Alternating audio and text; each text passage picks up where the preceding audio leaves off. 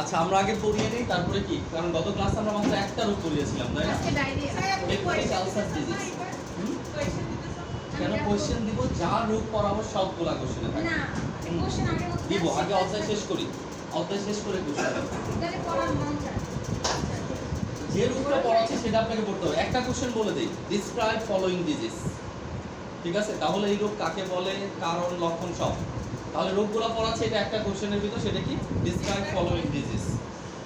আচ্ছা তাহলে আমরা একটু দেখি আজকে যা যা পড়াবো আমরা, মনে আছে তো আমাদের এটার সাথে রিলেটেড কিছু রোগ ছিল তাই না?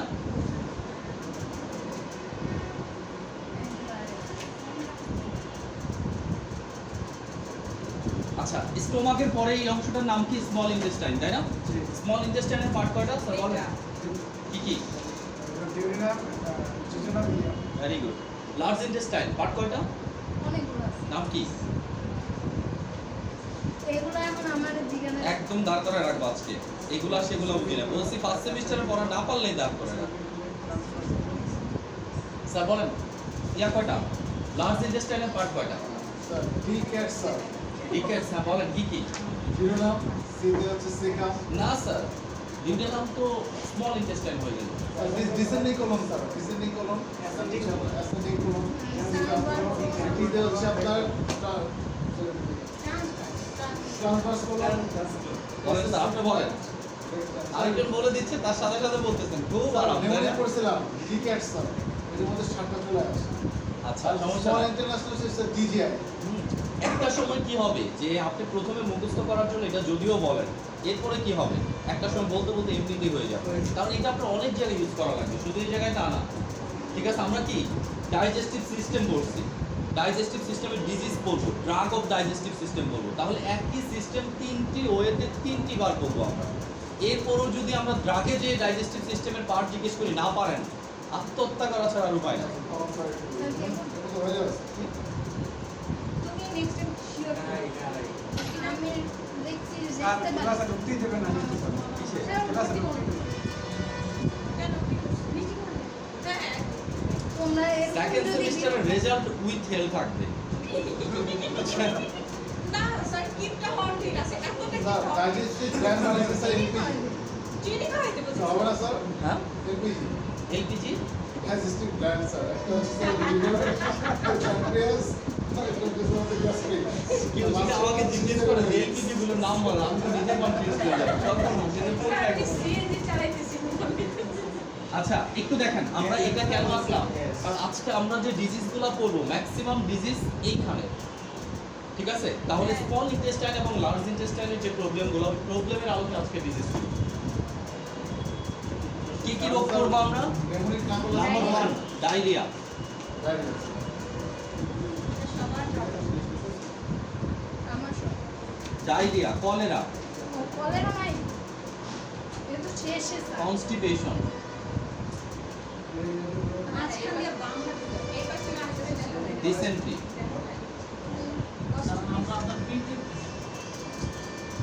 সব দেখবেন।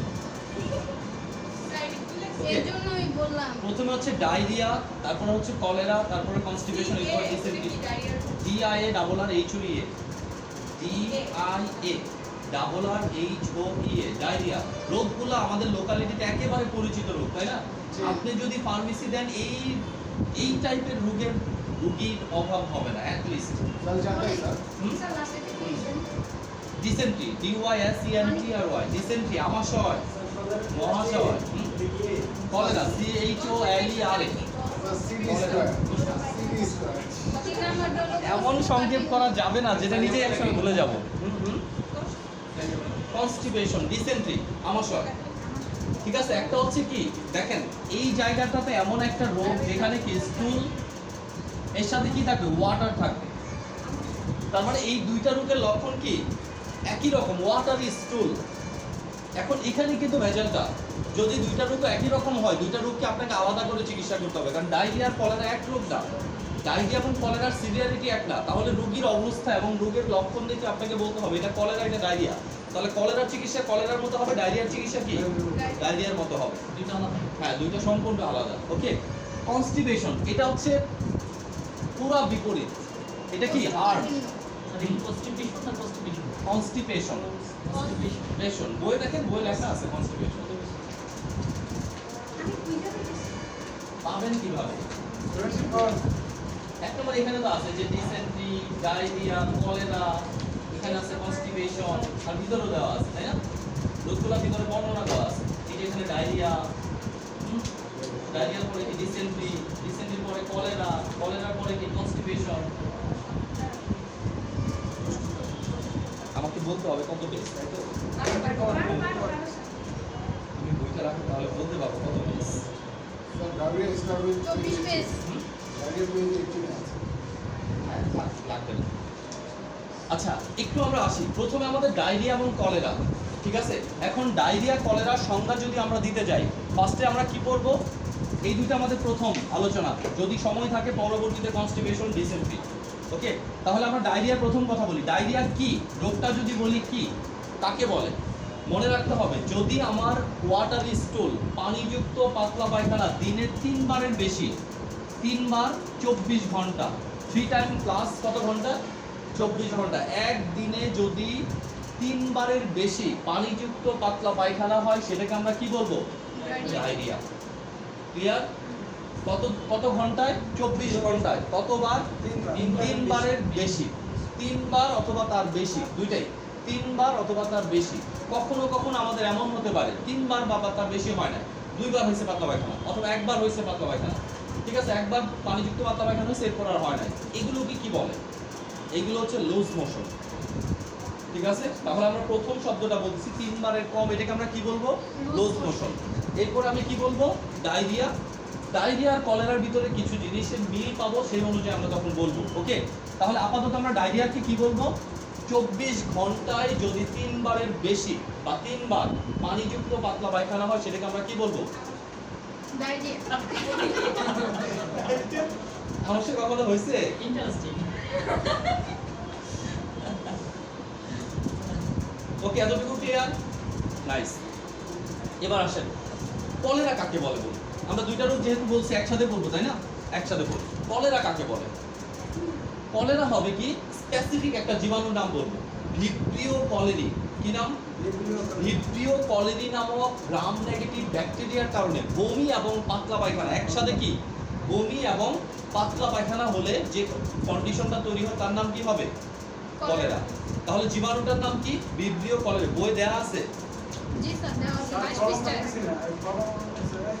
কলম পাচ্ছেন না একটা কলম নিয়ে আসুন ওটা থেকে স্যার আমি আপনারটা ওরা সাড়ে তিন কলম নিয়ে আপনারটা দিয়েছিলাম আচ্ছা একটু তাহলে কলেরা আর কনস্টিপেশনের সংজ্ঞাটা পাওয়া গেল না কলেরা মানে কি একটা নির্দিষ্ট জীবাণু Please আসেন। একটা নির্দিষ্ট জীবাণু জীবাণুর নাম কি ভিব্রিও কলেরা আর ডায়রিয়া মানে কি নন স্পেসিফিক কারণ কি কারণে ডায়রিয়া হয়েছে এটা কি বিভিন্ন কারণে হতে পারে কারো কারো ভাইরাস জনিত কারণে ডায়রিয়া হয় কারো কারো ব্যাকটেরিয়া জনিত প্যারাসাইট জনিত খাবার জনিত বিভিন্ন কারণে কি হতে পারে ডায়রিয়া হতে পারে ঠিক আছে তার মানে ডায়রিয়ার কারণটা স্পেসিফিক বা সুনির্দিষ্ট নয় বাট কলেরার কারণ কি একেবারে সুনির্দিষ্ট আর diarrhea হলে বমি হতে পারে।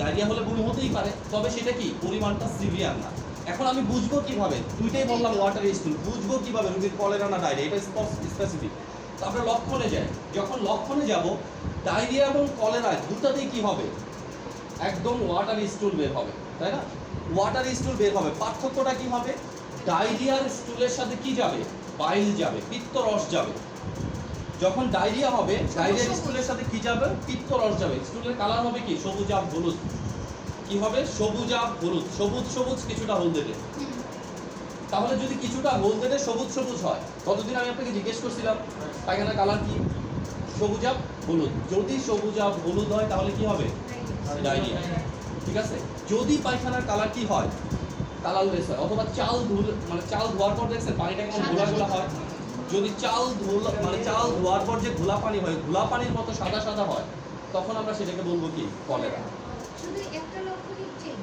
শেষ করেছি আমি একটা লক্ষণ ক্লিয়ার কিনা পায়খানার কালারটা ইম্পর্টেন্ট কি বললাম কালার তাহলে রুগীকে আপনার জিজ্ঞেস করতে হবে কি পায়খানার কালার কি ডায়রিয়া রুগীকে জিজ্ঞেস করতে হবে পায়খানার কালার কি এখন কথা হচ্ছে যারা হাই কমোড ব্যবহার করে তাদের ক্ষেত্রে তো দুষ্কর হয়ে যাবে পায়খানা কালার করা, কারণ ফ্লাশ করে দিচ্ছে, সে কালার দেখেই নাই, তাই না? তাহলে পরবর্তী জিনিসগুলো কি তাদেরকে ধরতে হবে কিরকম? যখন ডায়রিয়া হবে, এখন আমরা পড়বো অ্যামাউন্ট, কি পরিমাণ বাথরুম হবে, ঠিক আছে? যখন ডায়রিয়া হবে পারসিস্টেন্স মানে কি প্রথমবার যা হবে দ্বিতীয়বার তৃতীয়বার কাছাকাছি অ্যামাউন্টে।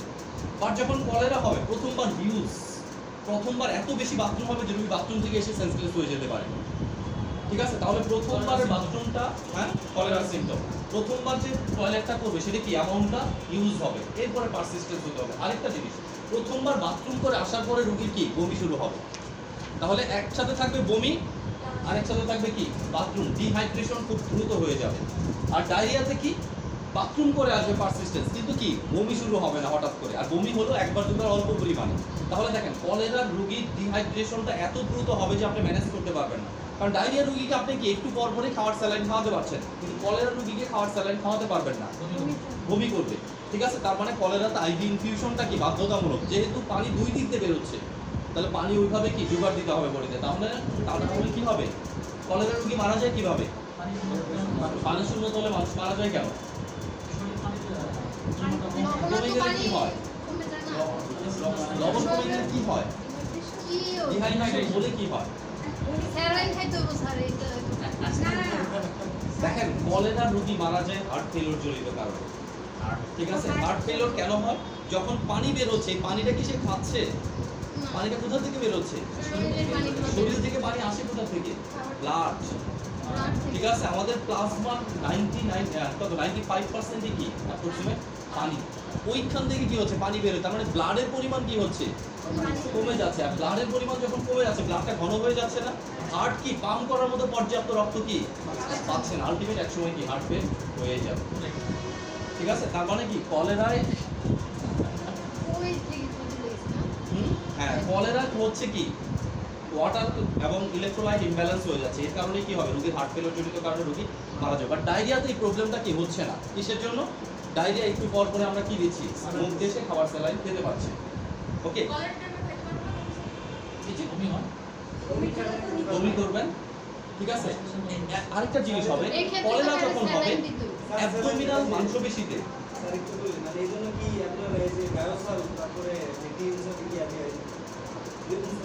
সহজ কথা, কলেরা স্যালাইন, হ্যাঁ, এই কারণে কলেরা স্যালাইনটা কি কলেরা রোগীদের দেওয়া হয়, কারণ যেহেতু সে খেতে পারে না, তাহলে কি ইন্টারভেনাসের মাধ্যমে রক্তের ক্রিয়াটা, রাইস স্যালাইন তো diarrhoea saline, ORS, oral dehydrated salt, ORS যখন আমরা বলতেছি ওরাল ডিহাইড্রেটেড সল্ট, যে রোগী মুখে খেতে পারবে তার জন্য কিন্তু রাইস স্যালাইন, তাই না? মুখেই খেতে পারছে না, তাকে আপনি রাইস স্যালাইন কিভাবে দিবেন? আরেকটা জিনিস, ডায়রিয়া রোগীর পেটে কি হবে? হ্যাঁ, কিছুক্ষণের মধ্যে মাংসপেশিতে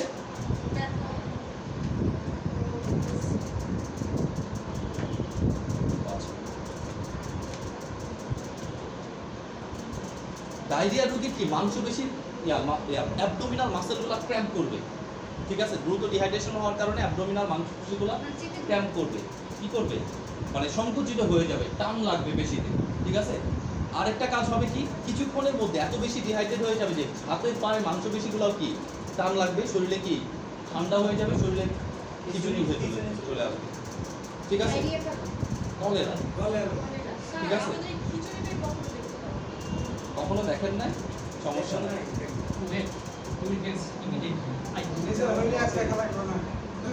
আচ্ছা সমস্যা নেই, রাস্তাঘাটে হাঁটার সময় অনেক সময় খিচুড়ি দেখতে পাওয়া যায়, এখনো তো একবারও প্রেগনেন্ট হয় না, ঠিক আছে? খিচুড়ি আসার টাইম আছে তো, এখনো আসবে। খিচুড়ি হওয়ার কারণে হচ্ছে কি মাংসপেশিগুলো ডিহাইড্রেট হয়ে যাচ্ছে, কন্ট্রাকশন হচ্ছে, আর মাসেল কন্ট্রাকশন কি খিচুড়ির কারণ। আচ্ছা, তাহলে আমরা যদি ডায়রিয়া হয় কলেরা হয় আলাদা করতে পারবো কিনা?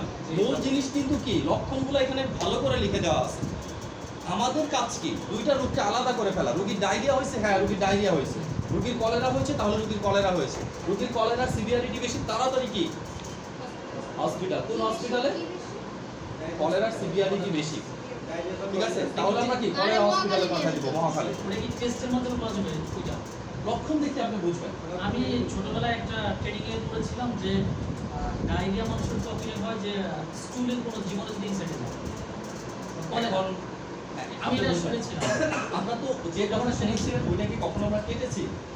জীবাণুটার নাম বলে দিছে আরো স্পেসিফিক, যে যদি কলেরা হয় সে জীবাণুটার নাম হবে কি ভিব্রিও কলেরা, ভিব্রিও কলেরি। যদি ডায়রিয়া হয় এখানেও জীবাণু আছে, ঠিক আছে? জীবাণুগুলো ব্যাকটেরিয়া হতে পারে, যেমন বাচ্চাদের ডায়রিয়া হয় না, রোটা ভাইরাস জনিত ডায়রিয়া হয় বাচ্চাদের, তাই না? রোটা ভাইরাস জনিত, রোটা ভাইরাসটা কি ভাইরাস? তাহলে ভাইরাসের কারণে কি হচ্ছে? ডায়রিয়া হচ্ছে। কখনো কখনো কি প্রোটোজোয়া বা প্যারাসাইটের কারণেও কি হয়? ডায়রিয়া হতে পারে। ফুড পয়জনিং জনিত ডায়রিয়া হতে পারে। একটা খাবার খেলেন, খাবারটা কি আপনার হজম হয় না ভালো করে, দুধ খাইছেন, দুধটা আপনার হজম হয় না ভালো করে, ডায়রিয়া হয়ে যেতে পারে, ঠিক আছে? তাহলে ডায়রিয়া হওয়ার কারণ কি? নন স্পেসিফিক, অনেক কারণে হতে পারে, বাট কলেরা হওয়ার কারণ কিন্তু একটাই, ভিব্রিও কলেরি যদি ভিতরে ঢুকে তাহলেই শুধু কলেরা হবে। আর এক্ষেত্রে যেহেতু ব্যাকটেরিয়া, অ্যান্টিবায়োটিক কি অনেক মাস্ট, ঠিক আছে? সিপ্রোসিন দিবেন না সেফিকজিম দিবেন সেটা তো শিখবেন, ঠিক আছে? বাট অ্যান্টিবায়োটিক দিতে হবে এই বিষয়ে কোনো সন্দেহ নাই। ওকে, তাহলে এখন আমরা বলতে পারবো না স্টেজে নাকি একদম ফার্স্ট টেস্ট কি আপনি যদি দেরি করেন রুগী ফার্স্ট আর সেকেন্ড থাকবে না, কিছুক্ষণের মধ্যে দেখবেন রুগী শুয়ে পড়ছে, খাওয়ার পর কিছুক্ষণের মধ্যে দেখবেন কলেরা রুগী তো নাই। মানে নাকি হওয়ার সাথে সাথে হ্যাঁ, আপনাকে দেরি করা যাবে না, সেই জন্যই তো আমরা আলাদা করতেছি, তাই না? কলেরা হওয়ার সাথে সাথে আপনাকে কি প্রিভেন্টিভ মেজার নিতে হবে। আপনি যদি দেরি করেন, বেশি না 5 ঘন্টা দেরি করেন বা 10 ঘন্টা দেরি করেন, এটা রোগীর মৃত্যুর কারণ হতে পারে, ঠিক আছে? আর ডায়রিয়ার ক্ষেত্রে এরকম কিছু হবে না, তার ডায়রিয়া সুন্দর করে ঘরে বসে চিকিৎসা করতে পারবে, ঠিক আছে? তাহলে রোগী না হসপিটালেই যেতে হবে এমন কোনো কথা না, ঠিক আছে? যদি আপনি আইভি স্যালাইন ইনফিউশন করতে পারেন, রোগীকে যদি ম্যানেজ করতে পারেন, তাহলে এখানেও করতে পারেন। যদি দেখেন রোগীর অবস্থা খারাপ, সেই ক্ষেত্রে আপনি যত তাড়াতাড়ি সম্ভব কি নিকটস্থ হসপিটালে পাঠাতে হবে, ঠিক আছে? আরে বমি করার উপর নির্ভর না, যদি বেশি বমি করে তখন তো স্যালাইন দেওয়াই লাগে। আপনাকে বললাম যে বমিটা যদি কলেরার কারণে করে তাহলে তো স্যালাইন এমনি, কিন্তু বমিটা যদি ডায়রিয়ার কারণে করে, ঠিক আছে? তাহলে পায়খানার কালারটা কি, পায়খানার অ্যামাউন্টটা কেটে দেখতে হবে, পেটের মাংস বেশি ক্রাম্প হচ্ছে কিনা এটা দেখতে হবে, কতগুলো লক্ষণ আলাদা হবে। একটু দেখেন, আমরা একটু পরে দিচ্ছি। ডায়রিয়া কি? Diarrhoea is a clinical condition যেখানে পরিপাক তন্ত্রের সংক্রমণজনিত বা আন্তরিক, বুঝে পাইছেন? 18 পেজ কি বলছে? Diarrhoea is a clinical condition যেখানে পরিপাক তন্ত্রের সংক্রমণ, বিভিন্ন আন্তরিক রোগ এবং পথ্যজনিত কারণে দিনে 3 বার বা তার অধিক কি হয়? পাতলা পায়খানা হয়। দুই প্রকারের ডায়রিয়া হতে পারে, একটা অ্যাকিউট ডায়রিয়া, আরেকটা কি ক্রনিক ডায়রিয়া। অ্যাকিউট ডায়রিয়াটা আবার 3 প্রকারের হতে পারে, মাইল্ড, মডারেট, সিভিয়ার। রোগটা কোথায় হয়? ডায়রিয়া সাধারণত small intestine, large intestinal disease. Next one, কোথায় হয়? এটা হবে কেন হয়। পরবর্তী কোথায় হয়টা কি হবে? কেন হয়। 1 নম্বর কারণ দেখেন, পথ্যজনিত কারণ। বলছি কি বেশি চর্বিযুক্ত খাবার খাওয়া, পচা মাছ, মাংস, ডিম খেলে, অধিক মশলাযুক্ত খাবার খেলে, খাদ্যের সাথে জীবাণু সংক্রমণ, ফুড পয়জনিং এর কারণে কি হতে পারে?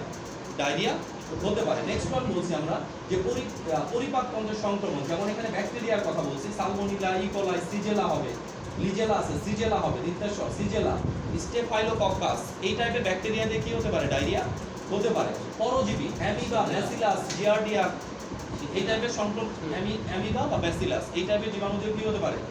হতে পারে। ভাইরাস, রোটা ভাইরাস, ছত্রাকজনিত কারণে এটা হতে পারে। অন্ত্রের বিভিন্ন রোগ, অন্ত্রে যদি টিবি হয়, কারো কারো দেখা যায় কি ডায়রিয়া হয়েছে, অনেক রোগ, অনেক চিকিৎসা করেছে, বাট কি ডায়রিয়া ভালো হচ্ছে না, তার প্রতিদিনই কি পাতলা পায়খানা হচ্ছে। যদি এরকম ক্রনিক ডায়রিয়া থাকে যেগুলো ভালো হচ্ছে না, অনেক ওষুধ ইউজ করার পরেও কি ভালো হচ্ছে না, তখন আপনাকে প্রথম যে টেস্ট করতে হবে সেটা কি টেস্ট? টিবি টেস্ট করতে হবে, ঠিক আছে? কারণ হ্যাঁ, যক্ষার টেস্ট করতে হবে, কারণ যক্ষার জীবাণু যেখানে আক্রমণ করবে সেখানেই যক্ষা হবে। যক্ষা যে শুধু লাংসে হয় এরকম না, কিন্তু লাংসে যদি যক্ষা হয় এটার নাম কি? Pulmonary tuberculosis. যক্ষা বনে হতে পারে, যক্ষা কিডনিতে হতে পারে, যক্ষা ব্রেনের কভারিংয়ে হতে পারে, যক্ষা ইন্টেস্টাইনে হতে পারে, যে কোনো জায়গায় যক্ষা হতে পারে। যক্ষা রোগের মূল লক্ষণটা শুধু মনে রাখতে হবে। মূল লক্ষণ কি? আচ্ছা, পড়াই নেই আমরা, তাই না? ওইটা তো লাংসে হইলে যে কোনো জায়গায় যক্ষা হোক, কমন লক্ষণটা থাকবে কি? শরীরের ওজন কমে যেতে থাকবে, শরীর তালচেটে হতে থাকবে, রাতে রাতে জ্বর হবে। এটাই হয়েছে আমার কিন্তু ছোট মনে ছিল, কিন্তু কাশি ছিল, কাশি কেন হয়? ছিল, শরীরের ওজন কমে গিয়েছে। শরীরের ওজন, রাতে রাতে কি জ্বর আসবে, ঠিক আছে? এটা যদি থাকে তার সাথে কি কোনো না কোনো একটা অন্ত্রে বা কোনো একটা অর্গানে কি ক্রনিক প্রদাহ বা ক্রনিক অনেক দিনের সমস্যা, তাহলে আপনাকে অবশ্যই যক্ষার টেস্টটা দেওয়া উচিত। জি স্যার। অ্যাকিউট ডায়রিয়া যে তিনটা প্রকার দেখেন অ্যাকিউটের তিনটা, মাইল্ড মানে তো বুঝেন, অ্যাকিউটের মধ্যে মৃদু, মডারেট মানে তো বুঝেন মাঝারি টাইপের, আর সিভিয়ার মানে কি ডায়রিয়ার ভিতরে খারাপ অবস্থা। আচ্ছা নেক্সট ওয়ান একটু দেখেন ঘন ঘন লক্ষণগুলো কি, এগুলো আপনারা পারবেন করলে, ঠিক আছে? জি। আমরা শুধু আমাদের মূল ফোকাসটা কি ছিল, আপনার জন্য ডায়রিয়া কলেরাটাকে কি করতে পারেন, আলাদা করতে পারেন, কারণ এটা মোস্ট ইম্পর্টেন্ট। কারণ ডায়রিয়া রুগীও আসছে, কলেরা রুগীও আসছে, কোনটা ডায়রিয়া কোনটা কলেরা এটা আপনি কি রুগী দেখে আলাদা করে ফেলতে হবে। আপনার এটা এমন না যে রুগীর জন্য অপেক্ষা করতে হবে, আপনার ফ্যামিলিতে এরকম হতে পারে, ঠিক আছে? সাপোজ আপনার ছোট মেয়ে বা আপনার ছোট ভাই কি ডায়রিয়া হয়েছে, আপনি ডায়রিয়া ভেবে কি চিকিৎসা করতেছেন না, ভাবছেন স্যালাইন খেলে ঠিক হয়ে যাবে, বা তার কলেরা হয়েছে। আপনি বিলিভ করবেন না 5 থেকে 10 ঘন্টা ব্যবধানে কি রুগী এমন খারাপ অবস্থা হয়ে যাবে যে হসপিটালে নিতে নিতে রুগী মারা যেতে পারে। বাট আপনি যদি প্রথমে আইডেন্টিফাই করে ফেলতে পারেন যে ওর কি কলেরা, ডায়রিয়া না, তাহলে কিন্তু আপনি ওর বিষয়ে কি কেয়ারটা অন্যভাবে নেবেন। এটা যে এরকম রুগীকেই দেখতে হবে তা না, আপনার ফ্যামিলিতেও কি এটা হওয়াটা অস্বাভাবিক কিছুই না। স্নানটা কি এসে স্নানের মাঝে পুশ করতে হয় যদি কলেরা হয়ে থাকে খেতে পারবে না। দেখেন আমরা তো বলতেছি যদি কলেরা হয় মুখ দিয়ে বের হয়ে যাচ্ছে, সেটাই তো স্নানের মাধ্যমে দিতে হয়। হ্যাঁ তখন আইভি ইনফিউশন দিতে হবে, ঠিক আছে? কলেরা স্যালাইন দিতে হবে, ওআরএস না। ওআরএস আচ্ছা একটু কলেরাটা দেখেন, পেজ নাম্বার কত 22। কলেরা কি বলা, cholera is a clinical condition যেখানে ভিব্রিও কলেরি নামক জীবাণু সংক্রমণে কি হয়, একই সঙ্গে প্রচন্ড বমি এবং পাতলা পায়খানা হয়। এই রোগকে বাংলায় ওলা ওঠা বলা হয়, ঠিক আছে? তাহলে বাংলায় কলেরাকে কি বলে, ওলা ওঠা রোগ। কলেরা রোগের কারণ কি, মিম, কলেরা রোগের কারণ কি, মিমের মনও এখানে নাই, শুধু শরীরটাকে কোনো রকম এখানে রেখে দিচ্ছে। কান্না করতেছে স্যার কলেরাতে একটা মহামারী ছিল লাস্ট 100 ইয়ার্স ব্যাক। মহামারী ছিল, এখনো মহামারী হচ্ছে। আপনি কি মনে করেন এখন কলেরা হয় না? আপনি শুধু একবার কলেরা হসপিটালে যেয়ে দেখেন কি পরিমাণ ভিড় থাকে সবসময়। খুব রাতে বেশি সকালে মারা গেছে। এর জন্যই জাস্ট এটা ই হয় না। অনেক সচেতন। কতটুকু সচেতন আমরা নিজেরাই, আমরা এখানে পড়তেছি, এরপরেও যখন আমরা সেকেন্ড সেমিস্টারে জিজ্ঞেস করবো থার্ড সেমিস্টারে ডায়রিয়া কলেরার মধ্যে পার্থক্য বলেন, তখনই পারবেন না। তাহলে সচেতনের কথা বলি না, আমি যেরকম বলেছিলাম আগে গ্রাম মানুষের মধ্যে পুকুর পানি পান করতো, এবার সেটার ভিত্তি এই কলেরার জীবাণু সহ করে কাপড়গুলো উঠতো, আবার সেখান থেকে মানুষ পান করতেছে। শুধু কি এটা স্যানিটেশন অত ভালো ছিল না, না, ভালো ছিল। যেখানে সেখানে বাথরুম পাওয়া যেত। এটাই ছিল আর এখন main কারণ। ওকে, এখন সমস্যা তো এটা না, সমস্যা হবে বন্যার সময়, তাই না? সব জায়গায় পানি পানি হয়ে গেছে, এখন আপনি কোথায় কি করবেন? ঠিক আছে, যে বাথরুমে বাথরুম করতেন সেটাও পানি নিচ্ছে, এখন পানিতেই ছেড়ে ব্যাকটেরিয়া কলেরা ভাইরাসটা কোথায় কোথায় থাকতে পারে? ব্যাকটেরিয়া কোথায় কোথায় থাকতে পারে? ব্যাকটেরিয়া কলেরা মেইনলি এটা খাবার এবং পানি বাহিত রোগ, ঠিক আছে? তাহলে এটা খাবার এবং পানির মাধ্যমে কি হবে আপনার শরীরে ঢুকবে, টাইফয়েড খাবার এবং পানি বাহিত রোগ। খাইলে ভিতরে যাবে না। আপনি পচালে খাবেন না, পানি তো অ্যাটলিস্ট খাবেন। আচ্ছা জীবাণুর নাম কি স্যার? কলেরা, কলেরার জীবাণুর নাম কি? ভিব্রিও ভিব্রিও কলেরা বা কলেরিয়া। ওকে, দেখেন কি হয় এই রোগটা হলে, এই যে এখানে বলে দিচ্ছে ভিব্রিও কলেরা নামক জীবাণু কন্টামিনেটেড পচা বাসি ফুড মিশ্রিত কি। আচ্ছা পচা বাসি খাবার খেলেই কি কলেরা হবে? যদি ওই জীবাণুটা কি পাওয়া যায়, ঠিক আছে? তাহলে কন্টামিনেটেড এই জীবাণু দিয়ে কি কন্টামিনেটেড পচা বাসি খাবার খেলে শুধু কি কলেরা হবে, ঠিক আছে? তার মানে কি পচা বাসি খাওয়ার আগে সাবধান, শুধু কলেরা না টাইফয়েডও হতে পারে, তাই না? সব জায়গায় আবার পচা খাবার বাসি খাবারই তো দেয়। হ্যাঁ এখন আবার কথা হতে পারে যে বারবার পচা খাচ্ছি, বাসি বারবার খাবার। পেটিটা তো সাধারণত ফ্রিজে রাখা স্যার, তারপরে নষ্ট হয়ে গেছে। আচ্ছা ফ্রিজে যখন রাখতেছি আমরা, ঠিক আছে, আমাদের খাদ্য মজুত করার যতগুলা ওয়ে আছে তার ভিতরে একটা ভালো ওয়ে কিন্তু কি ফ্রিজিং। কারণ টেম্পারেচারটা এরকম থাকে, ওই টেম্পারেচারে কি ব্যাকটেরিয়ার গ্রোথ খুব একটা বেশি করার সম্ভাবনা খুব কম। তার মানে ফ্রিজে থাকতেছে ওখানে ব্যাকটেরিয়া গ্রো করতেছে এরকম না কিন্তু, কারণ ফ্রিজে নর্মালি তো রাখতেছেন না। সবজি যে বাঙ্কারে রাখেন সেই বাঙ্কারে রাখেন, ওখানে কি মাছ মাংস রাখেন? সেটাই তো বলতেছি, মাছ মাংস যখন রাখেন ডিপে রাখতেছেন, ডিপ মানে কি এর জন্য মোবাইল ফোন বলে যে অ্যাটলিস্ট বরফ বরফ মানে কি আইস টেম্পারেচারে, তাই না? তার মানে ওইখানে স্বাভাবিকভাবে কি হবে না। ইভেন আপনি যদি হিমালয় পর্বতে যে মারা যান, অনেকজন পর্বত অহরণে যে মারা গেছে, বরফের নিচে চাপা পড়ে মারা গেছে, আপনার লাশ কিন্তু কি যতদিন হিমালয় পর্বত থাকবে ততদিন পর্যন্ত কি থাকতে পারে, নষ্ট হবে না একদম। স্যার লাস্ট ইয়ার তামিলে একটা মুভি করেছে, এই হিমালয় মারা যায় 70 বছর পর সে আসে। ওকে হ্যাঁ গ্লাস পচবে না। নেক্সট ওয়ান, লক্ষণ রোগটা কেন হয় আমরা তো বললাম রোগের লক্ষণ কি। দেখেন কলেরায় আক্রান্ত, আমরা ডায়রিয়া আক্রান্ত লক্ষণ বললাম, কলেরায় দেখেন কি হবে। কলেরায় আক্রান্ত রোগী প্রথমে অনেক বেশি পরিমাণ মল ত্যাগ করে, এরপরে কি বারবার পানির মতো তরল মল যেতে থাকে। মল থেকে কিছুক্ষণ পর বমি শুরু হয়, মল এবং বমির সাথে কোনো পিত্ত থাকে না। খুব ইম্পর্টেন্ট জিনিস যে ডায়রিয়াতে কি থাকবে, পিত্তাধিক্য থাকবে, বাট কলেরাতে কোনো পিত্ত থাকবে না। ঠিক আছে, পিত্ত রস আমাদের স্টুল হলুদ হয় যে কারণে। ঠিক আছে, তাহলে ডায়রিয়ার স্টুলটা কি হবে, সবুজাভ হলুদ, বা কলেরার স্টুলটা কি হবে, চাল ধোয়া পানির মতো কি ঘোলাটে সাদা। ওকে, চাল ধোয়া পানির মতো পাতলা পায়খানার সাথে বমি হওয়ার কারণে খুব দ্রুত ডিহাইড্রেশন হয়, দেহের ইলেকট্রোলাইট ব্যালেন্স কি হয়ে যায়, নষ্ট হয়ে যায়। ঠিক আছে, জীবাশ্ম এটা ডিহাইড্রেশন হলে যা হয়। এখানে পরবর্তী কথাগুলো বলছে কি, কিন্তু এটা তো ডায়রিয়া তো হ্যাঁ, ডায়রিয়াতে ডিহাইড্রেশন হয়, ওইখানেও তো পানিই বের হচ্ছে। এক রোডে বের হচ্ছে, দুই রোডে বের হচ্ছে, তাই না? আপনার একটা ট্যাঙ্কিতে পানি রাখছেন, এখন এক ট্যাপ দিয়ে ফেলতেছেন আর ওইদিকে দুই ট্যাপ দিয়ে ফেলতেছেন, কোনটা আগে শেষ হবে? যেটা দুই ট্যাপ দিয়ে পড়তেছে। তাহলে এটা তো দুই ট্যাপ দিয়ে পড়তেছেন। আসেন ম্যাডাম। আচ্ছা, ডায়রিয়া এবং কলেরা রিলেটেড কোনো ঝামেলা হবে রোগ দুটো আলাদা আলাদা করতে? ঝামেলা হবে না তো? আমরা দেখেন স্যাপ সেমিস্টারে যে কি করবো, অ্যান্টি ডায়রিয়াল ড্রাগ। তাহলে ডায়রিয়ার জন্য কি কি ড্রাগ দেওয়া যায়? Anti কলেরাল drug. কলেরার জন্য কি কি ড্রাগ দেওয়া যায়? বাট এখন যদি ডায়রিয়ার কলেরা আলাদা করতে না শিখেন, রোগের কারণ লক্ষণ বলতে না পারেন, তাহলে কিন্তু ওইখানে যে বিপদে পড়বে। বলছি কি, ফার্স্ট সেমিস্টারের সাথে সেকেন্ড সেমিস্টার সরাসরি রিলেটেড, ফার্স্ট এবং সেকেন্ড সেমিস্টারের সাথে থার্ড সেমিস্টার কি সরাসরি রিলেটেড। Next one, constipation. কি করবো আমরা এখন? পুরো উল্টা। ঠিক আছে, এতদিন তো আপনি কি বের হওয়ার যন্ত্রণায় অস্থির ছিলেন, এখন বের না হওয়ার যন্ত্রণায় অস্থির। আর আমার সব বাকি আছে। ঠিক আছে, এই রোগটা কিন্তু এমন একটা রোগ, কনস্টিপেশন, ডায়রিয়া এবং কলেরার চেয়েও আমরা এক হিসাবে কি মারাত্মক রোগ হিসাবে চিহ্নিত করতেছি।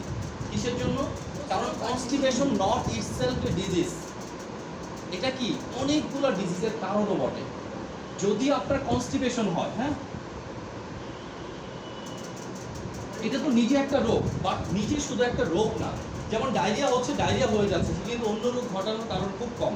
বাট কনস্টিপেশন যদি থাকে, তাহলে আপনার কি এমন সব রোগগুলো হবে যেগুলো আপনি আশাই করেন না। কি কি? অ্যাজ ফর এক্সাম্পল, আপনার কি হতে পারে? পাইলস হতে পারে, তাই না? যদি আপনার কনস্টিপেশন থাকে, তাহলে আপনার পাইলস হওয়াটা খুব স্বাভাবিক। আপনার কি হতে পারে? যদি আপনার পাইলস থাকে, দেখেন কনস্টিপেশন হলে পাইলস হবে। যদি এইরকম অ্যাকিউট কনস্টিপেশন হতে থাকে, পাইলস যদি ভালোভাবে চিকিৎসা না করেন, এর থেকে কি হবে? ফিস্টুলা হবে, তাই না? ফিস্টুলা হবে। ফিস্টুলা হওয়ার পর কি হবে? অ্যানাল ফিশার হবে। অ্যানাল ফিশার হবে, তারপর কি হবে? অ্যানাল ক্যান্সার হবে, আলটিমেট ডেথ। একটার পর একটা হবে। স্যার গলব্লাডার পাথর হতে হবে। পরে, এটা পরে গল ব্লাডার পাথর হবে কিনা এটা পরের বিষয়। গল ব্লাডার পাথরের কারণে পরবর্তীতে এটা হবে। ঠিক আছে, তাহলে আমরা দেখেন পাইলস হচ্ছে, পাইলসের পর কি হচ্ছে? ফিস্টুলা হচ্ছে, ফিস্টুলা থেকে আবার কি তৈরি হতে পারে? Anal fisher. আমাদের এটা ধরেন অ্যানাল ক্যানেল। ঠিক আছে, এটা হচ্ছে অ্যানাল ক্যানেলের বাল্ব। ওকে, এটা অ্যানাল ক্যানেলের বাল্ব। এই বাল্বটাই কি আমরা চেপে রাখতে পারি ইচ্ছা করলে। এখন কথা হচ্ছে, যখন আপনার কনস্টিপেশন হবে, স্টুলটা যখন শক্ত হার্ড হবে, এই হার্ড স্টুল যখন বের হবে, তখন কি হবে? এখানে ব্লাড ভেসেলগুলোকে ছিঁড়ে যাবে। ব্লাড ভেসেলগুলো ছিঁড়ে গেলে ব্লিডিং হবে। এই ব্লিডিংটাকে প্রথমে আমরা কি বলতেছি? পাইলস। ঠিক আছে, এরপরে কি এই যে ব্লিডিংটা হচ্ছে, যে ব্লাড ভেসেলগুলো থেকে, এই ব্লাড ভেসেলগুলো একসময় ফুলে কি হবে? পায়খানার রাস্তা দিয়ে বের হয়ে আসবে। ঠিক আছে, ব্লাড ভেসেলটা কি সোয়েলিং হয়ে এটা কি বের হয়ে আসবে। বের হয়ে যখন আসবে, তখন কি বলবো? ফিস্টুলা। যখন এই ফিস্টুলাটা ক্রিটিক্যাল কন্ডিশন বেশি হবে, তখন আমাদের কি হবে? যখন আমরা বাথরুম করতে যাব, কনস্টিপেশনও থাকবে, তখন কি এটা ফেটে যাবে।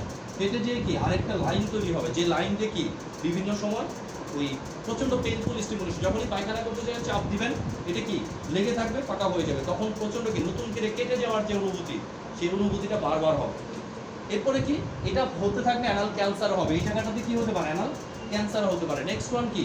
অ্যানাল ক্যান্সার হলে মৃত্যু হওয়াটাও কি স্বাভাবিক। অ্যানাল ক্যান্সারের এটা ফালাই দিবে, অপারেশন করে দেবে। অ্যানাল স্বাভাবিক। যাইও যদি এটা কি হ্যাঁ কাটা যাবে কোন স্টেজে? আপনি তো ভালো মানুষ না, বা আমি তো ভালো মানুষ না, আমাদের ক্যান্সার ভালো হয় না কেন? ভালো না হওয়ার কারণ হচ্ছে আমরা সব সময় ডাক্তার ভিজিট করি বা ডাক্তারের কাছে যাই থার্ড স্টেজ বা ফোর্থ স্টেজ। ঠিক আছে, যতদিন পর্যন্ত সহ্য হয় ততদিন পর্যন্ত দাঁত কামড়ায় রেখে দিই। থাক, যখন আর পারি না একবারে বিছানায় শুয়ে পড়ছি, তখন ডাক্তার যাওয়ার পরে দেখা যায় কি সেকেন্ড থার্ড স্টেজে হয়ে গেছে। ওই সময় আর কি ভালো হওয়ার কোনো আশাই থাকবে না।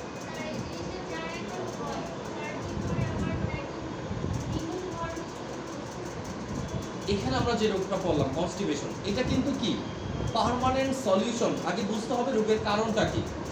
যদি আপনি ওষুধ দিয়ে চিকিৎসা করেন এই রোগ জীবনেও ভালো হবে না। ভালো হওয়ার মতো রোগ এটা নাই কনস্টিপেশন।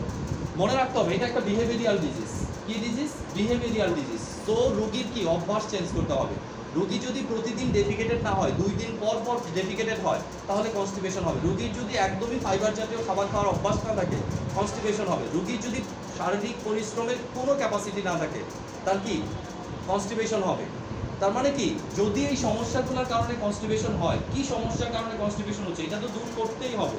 অভ্যাসগত কারণেই সমস্যাটা বেশি হয়। তাহলে কারোর যদি, যেমন আমরা যারা আছি স্বাভাবিকভাবে পরিশ্রম অনেক কম করি, তাই না? তাহলে পরিশ্রম কম করি বলতে কি ব্রেনের পরিশ্রম হয়, বাট শারীরিক পরিশ্রম কি কিছুই হয় না। তাহলে কিন্তু আমাদের একটা চান্স থাকে কি কনস্টিপেশন হওয়ার। আমাদের অ্যাটলিস্ট কি করতে হবে, প্রতিদিন ডেফিকেটেড হতে হবে। আপনার একটা নির্দিষ্ট সময় বের করে নিতে হবে, হয় সকাল না হলে কি ঘুমের আগে। ঘুমের আগেই বেস্ট টাইম, তাই না? অথবা সকাল। এক্সারসাইজ না, বাথরুম করতে হবে। না, তারপরে ঠিক আছে। আচ্ছা, স্যার। না, না, না, তারপরে ঠিক আছে। ঘুমানোর আগে এক্সারসাইজ করার মতো সকালে করা। টয়লেট তো করে যাচ্ছে। না না সকালবেলা সবচেয়ে আমরা বলছি কি ডেফিকেটেড হওয়া। ডেফিকেটেড হওয়া মানে কি বাথরুম করা, তাই না? আপনি একটা নির্দিষ্ট সময় ধরে প্রতিদিন চেষ্টা করবেন একবার অন্তত কি আপনার বাথরুম আসে না, এরপরেও কি অভ্যাস করে নেবেন যে আমি এই সময় একটু বাথরুমে যাব। কারণ আসে না করতে পেটে শক্ত হয়ে যাবে। আপনি যখন রাখবেন তখন কি হবে, এইখান থেকে ওয়াটার অ্যাবজর্ব হয়ে যাবে, স্টুলটা শক্ত হয়ে যাবে। ঠিক আছে, এই রোগগুলো হবে। এরপরে কি হবে, আইবিএস হবে। ইরিটেবল বাওয়েল সিনড্রোমের কারণে কনস্টিপেশন হতে পারে। কনস্টিপেশনের কারণে কি ইরিটেবল বাওয়েল সিনড্রোম হতে পারে। আইবিএস হচ্ছে কি আমাদের যে কোলন আছে, কোলনের বিভিন্ন জায়গায় ক্ষত হয়ে যাবে। যখন আপনি যতবার বাথরুম করতে যাবেন পেটে মোচড় দিয়ে কামড় দিয়ে ব্যথা হয়ে কি হবে, বাথরুম হবে। এটাকে বলতেছি ইরিটেবল যন্ত্রণাদায়ক বাওয়েল বাথরুম সিনড্রোম লক্ষণ। ঠিক আছে, রোগী যতবার বাথরুমে যায় ততবারই তার কি কষ্টদায়ক অনুভূতিটা হবে। আমাদের কোলাইটিস হতে পারে। কি কোলাইটিস কি পড়াইছি আমরা। What is colitis? Inflammation of large intestine. Large ইন্টেস্টাইনে কি হতে পারে, ইনফ্লামেশন হতে পারে। ঠিক আছে, আমাদের কি হতে পারে আরো, ইন্টেস্টাইনাল অবস্ট্রাকশন হতে পারে।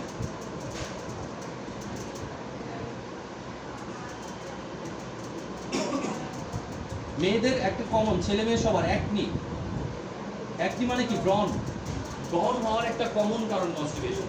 আপনি একটা মেয়ে ব্রণের সমস্যা নিয়ে আসছে আপনার কাছে, আপনি আসার সাথে সাথে পাইলেন একটা রোগী যার অ্যান্টিবায়োটিক খাওয়ানো যাবে কয়েক মাস। ঠিক আছে, সুন্দর করে অ্যান্টিবায়োটিক লিখে দিলেন যে পুরা 3 মাস খাবেন এই অ্যান্টিবায়োটিকটা। ঠিক আছে, এখন খাওয়ালেন ঠিক আছে, কিন্তু ব্রণ কিসের কারণে হচ্ছে এটা যদি বের করতে না পারেন, আলটিমেট কি শুধু অ্যান্টিবায়োটিকের ব্রণ ভালো হবে না। কারণ ব্রণের খুব গুরুত্বপূর্ণ একটা কারণ কি কনস্টিপেশন। কারণ কনস্টিপেশন যখন ওই মেয়েটার থাকবে কি হবে, জীবন ভিতরে থেকে যাবে। জীবাণু থাকবে না। ওই যে স্টুল থেকে কি ওয়াটারটা অ্যাবজর্ব হয়ে আছে না, বিভিন্ন টক্সিক উপাদান রক্তের ভিতরে চলে আসবে। এই রক্তের টক্সিক অ্যাবজর্পশনের কারণে কি মুখে ব্রণ দেখা যাবে।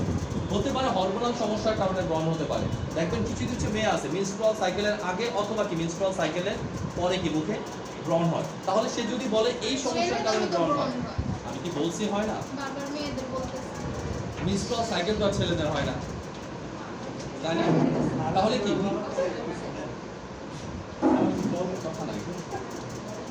তাহলে দেখেন আমরা কনস্টিপেশনের গুরুত্বটা কেন দেব। সিম্পল একটা রোগ, বাট আপনি যদি গুরুত্ব না দেন রোগী কি যে হতে পারে চিন্তা করতে পারবেন। আবার এটা আপনার পার্মানেন্ট রোগী। যদি আপনি চিন্তা করেন যে একটা কনস্টিপেশনের রোগী এইসব উপদেশ যদি না দেন, কোনোদিন যদি সারাতে না চান, সে আপনার পার্মানেন্ট কাস্টমার। কয়েকদিন পর পর এসে ডোরালাক্স নেবে, কয়েকদিন পর পর এসে কি ইজি লাইফ নেবে, কয়েকদিন পর পর এসে কি ল্যাকটোলোজ নেবে, তারপর গ্লিসারিন সাপোজিটরি নেবে। সব বিক্রি হবে না। যদি তার কনস্টিপেশন ভালো করে দেন বিক্রি কমে যাবে আপনার। এটা একটা বিষয় যে আপনি ভালো করবেন রুগীকে, মানে ট্রিটমেন্ট করবেন নাকি বিজনেস করবেন রুগীর সাথে, দুইটাই করতে পারেন। বিহেভিয়ারাল ডিজিজগুলোতে দুইটাই সম্ভব, হয় ট্রিটমেন্ট করবেন না হলে বিজনেস করবেন। যেমন gastric ulcer, duodenum ulcer, gastritis, duodenitis, এগুলো কি বিহেভিয়ারাল ডিজিজ। হয় বিজনেস করবেন না হলে ট্রিটমেন্ট করবেন। রুগীদের যদি আপনি সারা জীবন অমিপ্রাজল বিক্রি করেন, সারা জীবন অমিপ্রাজল খাবেন। আবার যদি রুগীকে সুস্থ করেন, সে আর জীবনে কিনবে না। এখন আপনার উপরে ডিপেন্ড করতেছে আপনি কি করতে চাচ্ছেন। আপনি যখন কোনো রুগীকে এনে বিজনেস করবেন, আপনাকে নিয়ে আরো বড় একজন কি করবে, বিজনেস করবে। সো আপনি আপনার লেভেল থেকে উচিত যে সামাজিক সচেতনতাটা তৈরি করা। কনস্টিপেশন যে খুব খারাপ একটা বাজে ধরনের রোগ, ঠিক আছে, যার আছে দেখবেন। কনস্টিপেশনের রুগী না হলে পাইলসের রুগী কিন্তু দেখলেই বোঝা যায়, তাই না? একটা রুগী হেঁটে যাচ্ছে, হেঁটে দেখেই বুঝবেন পাইলসের রুগী। একটা রুগী বসছে, দেখেই বুঝবেন পাইলসের। আচ্ছা যখন স্যার, আপনি রোগ নিয়ে থাকবেন, ঠিক আছে, তখন আপনি দেখেই বুঝবেন যে পাইলসের রোগী। কারণ বুঝেন, যখন পাইলস হবে তখন কোথায় হচ্ছে? অ্যানাল ক্যানাল অ্যানালসে হচ্ছে, মাঝখানে হচ্ছে না।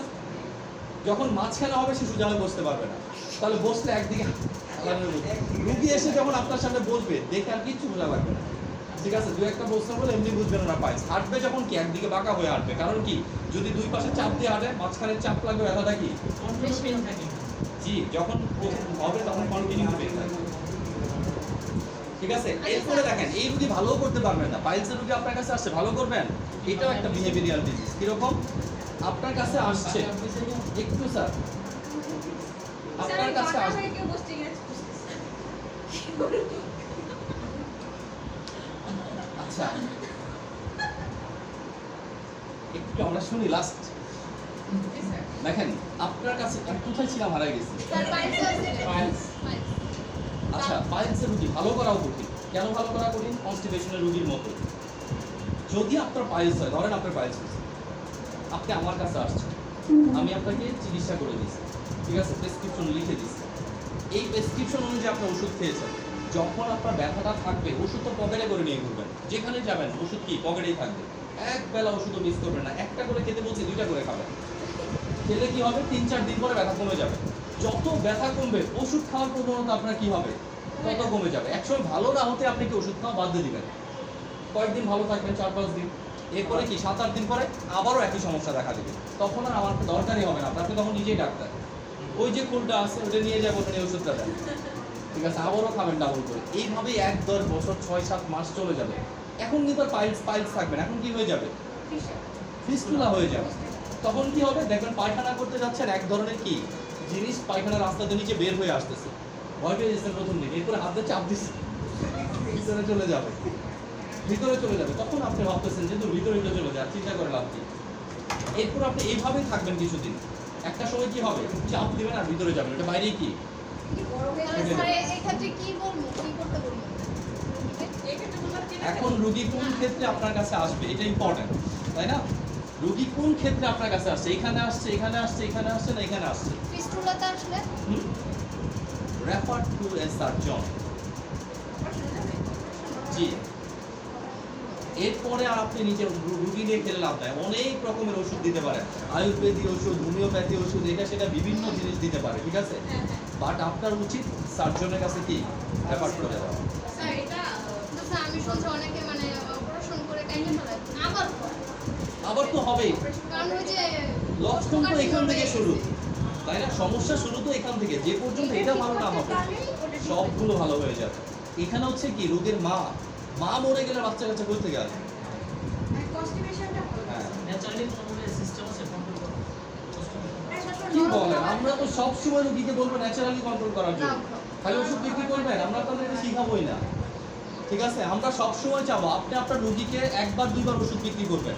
যদি দেখেন রেগুলার আসতেছে, ধরে বসাবেন, বসবেন না, তারপরে বলবেন যে এই সমস্যাগুলো হতে পারে যদি আপনি এটা এখন কন্ট্রোল না করেন, কারণ রোগী হয়তো এটা সম্পর্কে জানে না, বাট আপনি তো জানেন। দেখেন আপনার লেভেল থেকে বড় ডাক্তারি করার কথা না, আপনার লেভেল থেকে সামাজিক সচেতনতা তৈরি করার কথা। আপনি যদি রুগীকে বড় বড় ডাক্তারের কাছে পাঠান, এটা আপনার দায়িত্ব না। আপনার দায়িত্ব রুগী যেন বড় বড় ডাক্তারের কাছে কম যায়, তাই না? আমরা কি করতেছি, হিয়ার অ্যান্ড দেয়ার ওষুধ খাওয়াচ্ছি রুগীকে, এতে রুগী হার্টের রুগী হয়ে যাচ্ছে, কিডনি রুগী হয়ে যাচ্ছে, ব্রেনের রুগী হয়ে যাচ্ছে। একটা সময় পরে কি আমি আর হার্টের চিকিৎসা করতে পারি না, কিডনির চিকিৎসা করতে পারি না, তখন আমি বড় বড় ডাক্তারের কাছে রেফার করতেছি। Refer to a cardiologist, refer to a কি নেফ্রোলজিস্ট, রেফার টু এ কি স্নায়ুলজিস্ট, কি বলে নিউরোলজিস্ট, ওকে স্নায়ুলজিস্ট হয়ে গেছে। ক্লিয়ার কিনা এতটুকু?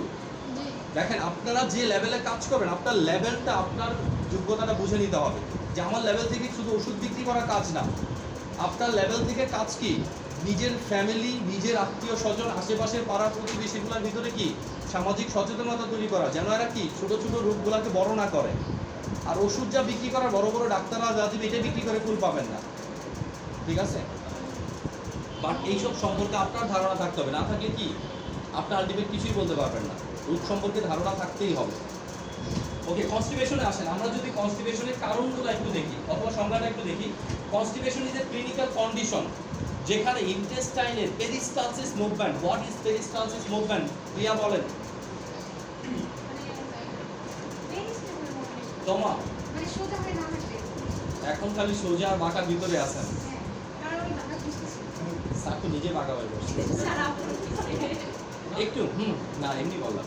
তোমা পেরিস্টালসিস মুভমেন্ট কাকে বলে? ফার্স্ট সেমিস্টারের বই পড়েন না পেরিস্টালসিস মুভমেন্ট বা পেরিস্টালসিস কাকে বলে পড়েন না? দেখি বই কার কাছে আছে ফার্স্ট সেমিস্টার?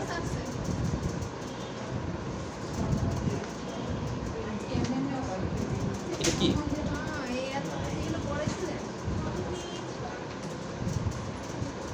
পেরিস্টালসিস মুভমেন্ট কাকে বলে?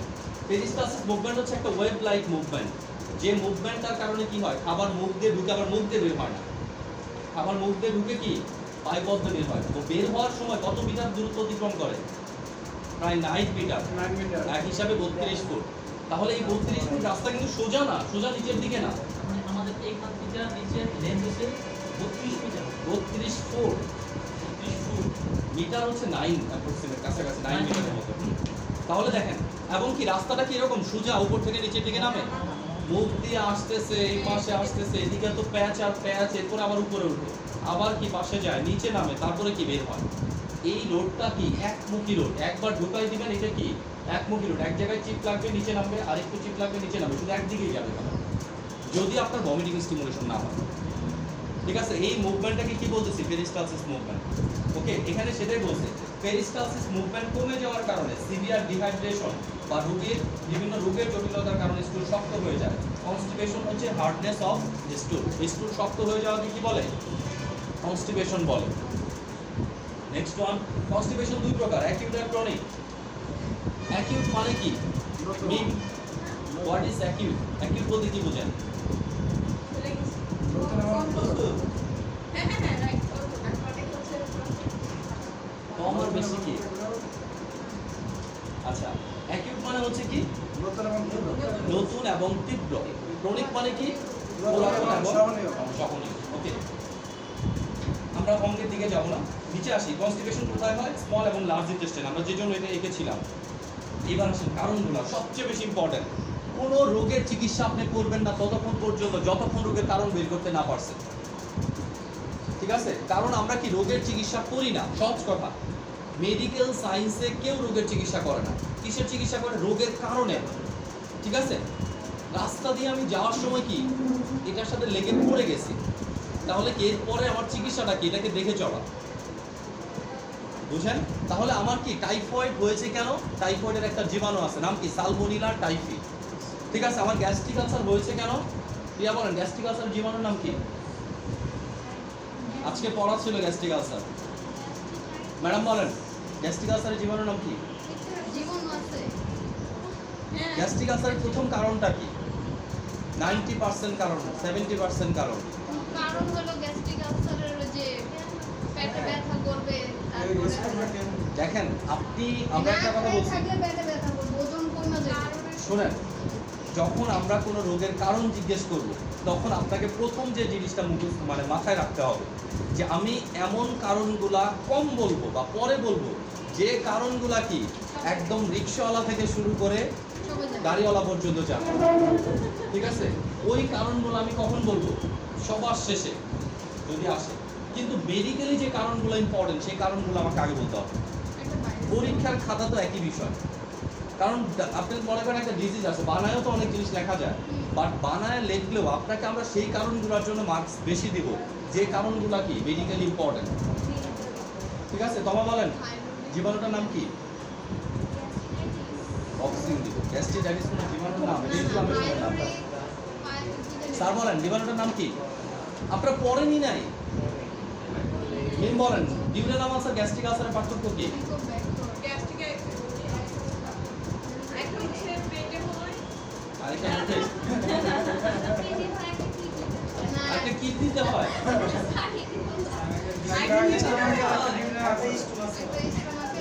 একটা স্টোমাক আর একটা পেটে হয়। Good. একটা স্টোমাক আর একটা ডিউরেনাম হয়। এটা আমরা বুঝলাম লোকেশন। আর কি পার্থক্য আছে এটা বলেন। আর কি পার্থক্য আছে? আমরা এই স্টোমাকটা গ্যাস্ট্রিক আলসার হয় সেটা স্টোমাক বাম পাশে আর বিভিন্ন হলে সেটা হবে ডান পাশে না আরে ওই যে ইম্পর্টেন্ট পয়েন্ট। ব্যথাটা কখন আবার হয়? আগে এবং পরে একটা ভাত খাইলে স্টোমাকে আর ভাত খাওয়ার পরে হলো স্টোমাকে গ্যাস্ট্রিক একটা হলো ভাত খাইলে আরেকটা হচ্ছে ভাত খাওয়ার পরে। না একটা বেশি খাবার খাওয়ার আগে একটা side effect থাকলে খাওয়ার আগে যদি আমরা খাবার না খাই তখন আমরা কি ক্ষুধা পেটে থাকি তাই না? তাহলে একটা হচ্ছে এমটি স্টোমাকে আর একটা হচ্ছে কি ফুল স্টোমাক। ঠিক আছে, একটা হচ্ছে ভরা পেটে ব্যথা কোথায় হবে? স্টোমাকে স্টোমাকে। তাহলে এটাকে আমরা কি বলবো? Gastric ulcer. আমরা গত ক্লাসে কি ক্লাস নিলাম তাহলে? অনেক ভালো আছে স্যার আপনি বলেন আরো তিনটা পার্থক্য বলেন।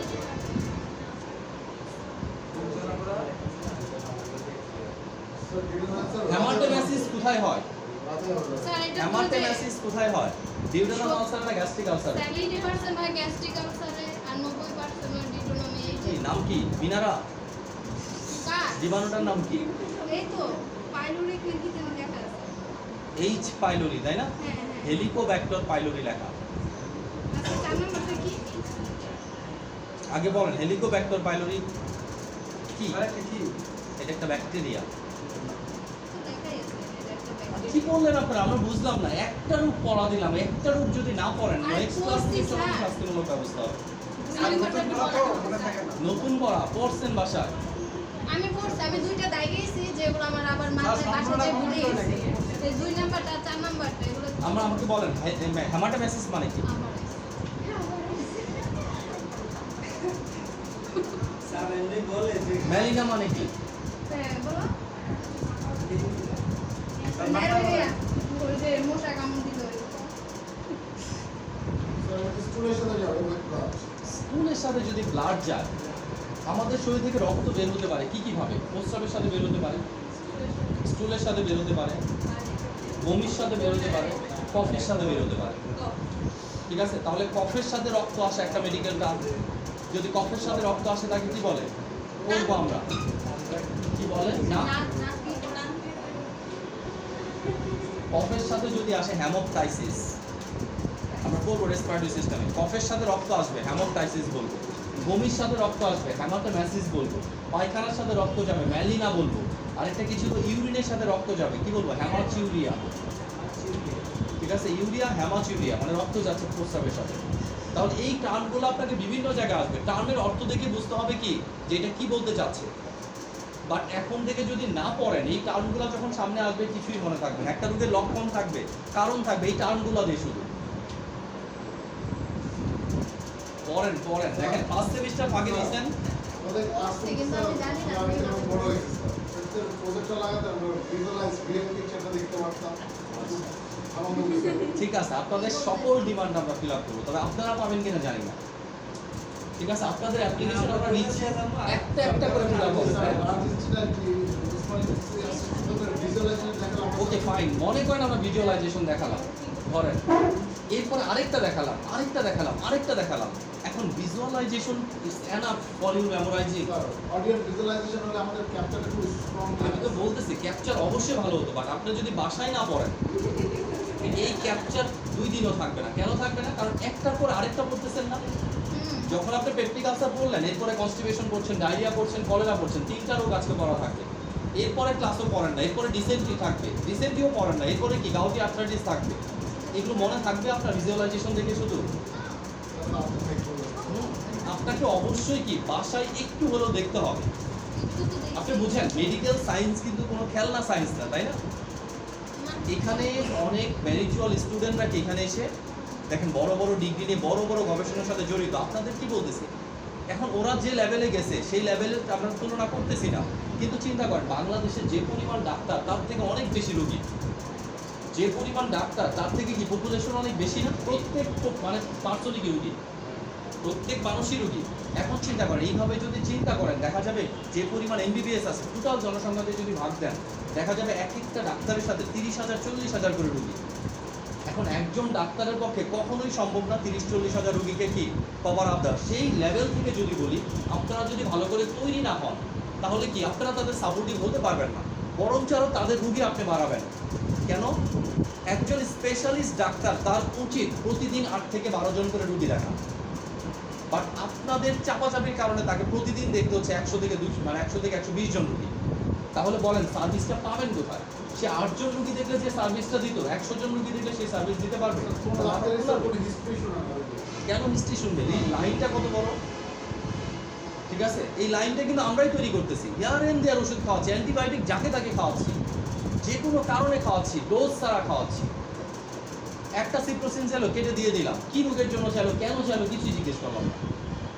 যদি এই প্র্যাকটিসগুলো বন্ধ না হয়, ঠিক আছে, তাহলে কি সামনে আরো খারাপ অবস্থা হবে, ঠিক আছে? এবং এই প্র্যাকটিসগুলো শুধু বন্ধ হওয়ার জন্য যে এরকম আপনাকে ফার্মেসি দিতে হবে তা না, ঠিক আছে? দেখেন বেসিক হেলথ এডুকেশন প্রত্যেকটা মানুষের জন্য কি ফরজ আইন করে দেওয়া উচিত, ঠিক আছে? এতে আপনি কি প্রতারিত কম হবেন। কেন? চারদিকে দেখছেন কিরকম অবস্থা, আপনি একটা রোগ দেখাতে গেছেন 2টা টেস্ট ঠিকভাবে দিছে, 5টা টেস্ট কি ধোয়া দিয়ে রাখছে। যদি আপনার এই বেসিক এডুকেশনটুকু থাকতো তাহলে আপনি কিন্তু নিজেই বুঝতেন যে এখানে কোন কোন জিনিসটা আমার জন্য রাইট, কোন কোন জিনিসটা কি রাইট না, কোন কোন ওষুধটা আমাকে ভুলভাবে দিছে। এমন না যে ট্রিটমেন্ট করতে হবে, নিজের জানার জন্য লাগে, ঠিক আছে? আপনি তো কাউকে না পারেন আপনার ফ্যামিলিকে অ্যাটলিস্ট সাপোর্ট দিতে পারবেন, ঠিক আছে? আপনার ফ্যামিলি জানেন একটা ইন্ট্রাভেনাস ইনজেকশন দিতে, একটা স্যালাইন দেওয়ার জন্য কত মানুষের হাত পা ধরা লাগে, ঠিক আছে? বাট আপনি যদি সেটা জানেন তাহলে তো সমস্যা হচ্ছে না, আপনি নিজেরটা কি অ্যাটলিস্ট নিজের ফ্যামিলিকে কি কভার আপ করতে পারছেন, ঠিক আছে? এমন কোনো ভাবার কারণই নাই যে আপনি চিন্তা করছেন এটা দিয়ে আপনি কি অনেক বড় বিজনেসম্যান হয়ে যাবেন। হ্যাঁ, ফার্মেসি বিজনেসে 50% লাভ, আমরা যদি সিম্পলি বলি আপনি 1 লাখ টাকা ইনভেস্ট করলে যদি ভালো করে বিজনেস করতে পারেন 50,000 টাকা লাভ থাকে আপনার, ঠিক আছে? বাট এই বিজনেসটা করার জন্য আপনাকে কি ওয়েল ট্রেন হতে হবে, পর্যাপ্ত নলেজেবল হতে হবে, বিজনেস প্ল্যান ভালো করে কি বুঝতে হবে। অ্যাটলিস্ট বিজনেস না করেন বাসায় তো নিজের বাবা মা ছোট ভাই আত্মীয় স্বজনকে প্রোটেকশন দিতে পারবেন, মানে আপনারা শিখতেছেন তো, কাউকে বলতেও পারবেন না কোনোদিন যে আপনি এই কোর্সটা করছেন। কেন? কোর্সের কিছুই মনে নাই, তাই না? বাট আপনাদের জন্য এটা ইম্পর্টেন্ট, শুধু এটা না যে আপনি বিজনেস করবেন, এটা আপনার পার্সোনাল লাইফের জন্য কি ইম্পর্টেন্ট। আপনি প্রেগনেন্ট হয়েছেন, এখন আপনার যদি অবস্টেটিক্সটা পড়া থাকে তাহলে আপনি নিজের যেভাবে যত্ন নিতে পারবেন, যখন আপনার এই বিষয়গুলো জানা থাকবে না তখন আপনি কীভাবে যত্ন নেবেন, অ্যাক্লাম্পসিয়া কেন হয়, প্রি-অ্যাক্লাম্পসিয়া কেন হয়, কী কারণে প্রেগনেন্সি ইনডিউস ডায়াবেটিক্স হয়, এগুলো যদি আপনি জানেন আপনি নিজেরটা নিজেই যত্ন নিতে পারবেন, ঠিক আছে? বাট না জানলে কারোর না কারোর উপর ডিপেন্ড করতে হবে, আর যার উপর ডিপেন্ড করবেন সে ট্রাস্টেড কিনা এইভাবে বুঝবেন কীভাবে, ঠিক আছে? Very much important. এখন আপনারা যেভাবে নেন জিনিসটা, ওকে? তাহলে ফাইনালি কনস্টিপেশনের কারণগুলো আমরা একটু করি তাহলে শেষ হয়ে যাবে। দেখেন ফার্স্ট হাত বন্ধ, আগে দেখেন কি বলছে 1 নাম্বার, শারীরিক পরিশ্রম না করে যদি আপনি কি ঘরে বসে কেবল মাথার কাজই করেন, তার মানে যারা যত বেশি উপরের লেভেলে তাদের কনস্টিপেশন হওয়ার সম্ভাবনা বেশি। মার্কেট করার জন্য যে কি গাড়িতে যায়, বাসায় আসে শুধু লিফটে উপরে উঠে, হাঁটা চলারও দরকার হয় না, একদম মনে করবেন ডায়াবেটিস, হাইপারটেনশন আর কনস্টিপেশনের রোগী, ঠিক আছে? এটাও কিন্তু ইম্পর্টেন্ট যে আপনি কোন এলাকায় বিজনেস করতেছেন, ওই সকল এলাকার কি ইকোনমিক্যাল কন্ডিশন কেমন, আর্থসামাজিক কন্ডিশন কেমন, এই আর্থসামাজিক কন্ডিশন দেখে আপনার দোকানে প্রোডাক্ট তুলতে হবে, ঠিক আছে? আপনি যদি গার্মেন্টস এলাকায় বিজনেস করেন কি রোগের ওষুধ বেশি পাবেন? চর্মরোগ, স্কিন। আপনি যদি উত্তরায় দেন এখানে কি ম্যাক্সিমামে প্রেসক্রাইবিং ড্রাগ পাবেন, আর কি হাইপারটেনশন, ডায়াবেটিস, কনস্টিপেশন, উচ্চ রক্তচাপ, তার সাথে কি ফ্যাট, মানে কি শরীর মুড়িয়ে যাওয়া, এই টাইপের ওষুধগুলো এখানে তুলনামূলক বেশি বিক্রি হবে। আর দামি দামি অ্যান্টিবায়োটিক যত দাম দিতে পারেন তত তাদের জন্য সুবিধা, কম দামি জিনিস দিলেই প্রবলেম, তাই না? দেখেন তাহলে কি কোন লোকালিটিতে আপনি বিজনেস করতেছেন সেই লোকালিটির মানুষগুলো সম্পর্কে আপনার একটা কি আইডিয়া থাকতে হবে। যেখানে মানুষগুলো এরকম সব শিল্পপতি তাহলে ওষুধগুলো রোগগুলো হবে কি এই টাইপের, এখানকার মানুষগুলো সব কি শ্রমিক, রোগগুলো হবে কি এই টাইপের। এটা আপনাকে কি কমন সেন্স থেকে কি ধারণা নিতে হবে, স্যার আপনার একটু কোর এরিয়া থাকে যেমন রুরাল এরিয়াতে বলি এখানে স্যার পানি বেঁধে রোগ সবচেয়ে বেশি হয়। পানিবাহিত রোগ হবে, স্কিন রিলেটেড রোগ হবে। যেমন আপনি একটা বস্তিতে আছেন ধরেন, একটা তোয়ালে ধরেন আমার কি হয়েছে, গাউট হয়েছে, তাই না, রিংওয়ার্ম হয়েছে। এখন এটা দিয়ে আমি শরীর বুঝছি, রেখে দিছি, এটাতে আমার আরেকজন বুঝতেছে, রেখে দিছি, এটাতে আমার আরেকজন বুঝতেছে। পার্সোনাল হাইজিনিটি আবার মেইনটেইন সাবানও তো সবাই ব্যবহার করে। প্রচন্ড মানুষ আছে না, একটা টয়লেট 20-25 জন দেখা যাচ্ছে একজনের ছিল, একজন থেকে 10 জনের মধ্যে ছড়াই গেছে। একটা টয়লেট 20-25 জন ইউজ করছে। তার মানে কি কিছু কিছু বিষয় পার্সোনাল জিনিসগুলা। আবার যদি গ্রামের দিকে যান তাহলে তো কথাই নাই, এক ভাইয়ের শার্ট সব ভাইয়ের সম্পদ। তারা বড় ভাই একটা শার্ট কিনছে, রেখে দিছে, এটা পরে আমার ছোট ভাই কি শ্বশুর বাড়ি গেছে, ছোট ভাই এসে রাখছে, এটা পরে মেজু ভাই আবার কি, এখন এরকমই আছে। ঠিক আছে, যারা পিঠাপিঠি ভাই বোন আছে 3-4টা, ওই এক ভাইয়ের শার্ট মানে ভাগি ভাইয়ের সম্পত্তি ওটা। ঠিক আছে, আমাদের দেশ উন্নত আছে। আচ্ছা যাই হোক, পাশের ঘরে আমার ক্ষেত্রে এটা আছে। ঠিক আছে, আমার শার্ট প্যান্ট সব আমার সাথে শার্ট গুলো, ঠিক আছে, বেড়াতে আসছে শার্ট নিয়ে চলে গেছে। স্যার বান্দরবনে স্যার ম্যালেরিয়া বেশি থাকে ম্যালেরিয়া হ্যাঁ, ওইখানে গেলে অবশ্যই ম্যালেরিয়ার ড্রাগগুলো রাখতে হবে। আচ্ছা ফাইনালি লাস্ট ওয়ান দেখেন, পানি এবং শাকসবজি কি কম খেলে, আঠালো অধিক মশলাযুক্ত খাবার বেশি খেলে, মানসিক কারণে খুবই ইম্পর্টেন্ট একটা কারণ, অধিক দুশ্চিন্তা, অধিক সুখ দুঃখ, ডিপ্রেশনের ভিতরে থাকলে কি কনস্টিপেশন হয়ে যাবে। লিভার যদি ঠিক মতো কাজ না করে, পিত্তরস যদি ঠিক মতো তৈরি না হয়, এইটাই স্যার, মানে কনস্টিপেশন হয়ে যাবে। কি ওই কারণে যে কাজ কিছুক্ষণ করে? আগে বললেন গল ব্লাডারে কে যেন বলছে, যদি গল ব্লাডারে পাথর হয় তাহলে দেখেন গল ব্লাডার পাথরের সাথে কনস্টিপেশন কোথায় রিলেশন, কারণ পায়খানার বেগ তৈরি করা, পায়খানাটাকে সফট রাখার দায়িত্ব কার ছিল, পিত্তরসের ছিল। যখনই আপনার গল ব্লাডারটা কি কেটে ফেলতেছেন তখন আর পিত্তরস এত ঘন হচ্ছে না, স্বাভাবিকভাবে কি পায়খানাতে পিত্তর পরিমাণ কমে যাচ্ছে, কমে গেলে কনস্টিপেশন হওয়ার একটা চান্স থাকবে। বিভিন্ন রোগের কারণে যে রোগগুলো কিছুক্ষণ আগে বললাম, intestinal obstruction, typhoid fever, chronic carcinoma, IBS, hyper calcaemia, paralysis, স্নায়বিক দুর্বলতা। দেখেন এখন আমরা বললাম কি ব্যায়াম না করলে কি হয়, কনস্টিপেশন হয়। আবার এখন বলতেছি অতিরিক্ত ব্যায়ামও কি কনস্টিপেশনের কারণ। তার মানে এটা কি অতিরিক্ত করা যাবে না, প্রতিদিন একটা নির্দিষ্ট টাইম নির্দিষ্ট লেভেলে। কারণ অতিরিক্ত ব্যায়াম করলে কি হবে, পানি শরীরে পানি শুকিয়ে যাবে। ডিহাইড্রেশন হবে, কনস্টিপেশন হবে। বার্ধক্যজনিত কারণে হতে পারে, প্রেগন্যান্সি জনিত কারণে কনস্টিপেশন হতে পারে, কিছু ঔষধের কারণে। ঠিক আছে, যেমন মরফিন, প্যাথেডিন, ট্রামাডল, কাউকে ব্যথার জন্য কি অ্যানাডল দিছেন, ট্রামাডল দিছেন। ট্রামাডল যদি ইনজেকশন আকারে দেন সেই ক্ষেত্রে কি হতে পারে, প্যারাসিটামল যোগ ট্রামাডল দিছেন। ঠিক আছে, নাপাডল যদি এই টাইপের ওষুধ দিয়ে থাকেন, এই টাইপের ওষুধের কারণেও কি হতে পারে, কনস্টিপেশন হতে পারে। তাহলে আপনাকে রুগীকে বলে দিতে হবে ভাই পানিটা একটু বেশি খায়। যখন আপনি ক্যানাডল দিবেন বা ট্রামাডল দিবেন তখন বলে দিতে হবে পানিটা একটু বেশি খায়েন। কিসের জন্য, কারণ ওই যে নাপাডল আছে যেটা, ওইটা কি করবে, অপয়েড গ্রুপের ড্রাগ, এরা কি পেরিস্টালসিস মুভমেন্ট কমাই দিবে, কনস্টিপেশন হওয়ার চান্স থাকে। তাহলে একটা প্রেগন্যান্সির জন্য হয় কেন? প্রেগন্যান্সির সময় মুভমেন্ট কম করেন সেজন্য হয়, নাকি প্রেগন্যান্সি দৌড়াদৌড়ি করে না। 1 ঘন্টা হয়ে গেছে স্যার, বন্ধ করে দেন। আচ্ছা আরেকটা বিষয় দেখেন, আপনাদের লেভেল থেকে এই জিনিসটা মনে রাখতে হবে, যদিও এগুলো কি গাইডে অফিসের আলোচনার বিষয়, যে প্রেগনেন্সি কোনো রোগ না, এটা একটা নর্মাল ফিজিওলজি। ঠিক আছে, এই সময় কোনো মেয়েকে নিজেকে রোগ বলে দাবি করার কোনো কারণই নাই, তাই না। দেখেন গরু ছাগল থেকে শুরু করে এমন কোনো প্রাণী আছে যারা স্তন্যপ্রায়ী প্রেগনেন্ট হয় না। গরু কি প্রেগনেন্ট হওয়ার পরে শুয়ে পড়ে যে আর ঘাস খাবো না, আর ম্যাথে যাবো না। ঠিক আছে, প্রেগনেন্সির আগ পর্যন্ত তারা কি চার পায়ে চলতেই থাকে, সেই জন্য ওদের কি নর্মাল ডেলিভারি হয়ে যায়। ঠিক আছে, বাট আমাদের দেশের মেয়েরা কি হয়, প্রেগনেন্ট হয়েছে মানে কি এখন সুপাই বসে বসে সিরিয়াল দেখতে হবে, খেতে হবে, আর সব কাজ অর্ডার দিতে হবে, এটা করো ওইটা করো ওইটা করো। আপনি যত ফিজিক্যালি অ্যাক্টিভ থাকবেন তত বাচ্চার পজিশন কি হবে, ভালো হবে, নর্মাল ডেলিভারি হওয়ার চান্স বেশি হবে। আর যত শুয়ে বসে থাকবেন তত কি প্রবলেম বাড়বে। আর একটা কথা মনে রাখবেন, ডাক্তারের কাছে যদি যান সেই ক্ষেত্রে কি ম্যাক্সিমাম ডাক্তারই ট্রাই করবে ফার্স্ট প্রেগনেন্সিটা কিসে করা, সিজারে করা। কারণ প্রথমবার যদি সিজার করতে পারে পরে 4টা 5টা 6টা যায় না, প্রত্যেকবার ওনার কাছে যেতে হবে, আর নর্মাল ডেলিভারি হওয়ার চান্স একেবারেই থাকে না। কিন্তু ডাক্তার তো সিজার না, ওদের তো কমান্ডে আছে। ডাক্তার তো শুনো না সিজার হয়েছে। আমি যেটা শুনছি সিজারে 3টার বেশি বেবি নেওয়া যায় না। বেশিরভাগ রিক্সের জন্য পরে দ্বিতীয়টার পরে কি আপনার জরায়ু কেটে দিতে হবে। ওকে, এতটুকু ক্লিয়ার কিনা? ঠিক আছে, তাহলে নেক্সট ক্লাসে পড়া থাকবে ডায়রিয়া, কলেরা, কনস্টিপেশন। নেক্সট আমরা পড়াবো ডিসেন্ট্রি। এর আগে হাই করলে ডিসিসি পড়া ছিল। ওকে।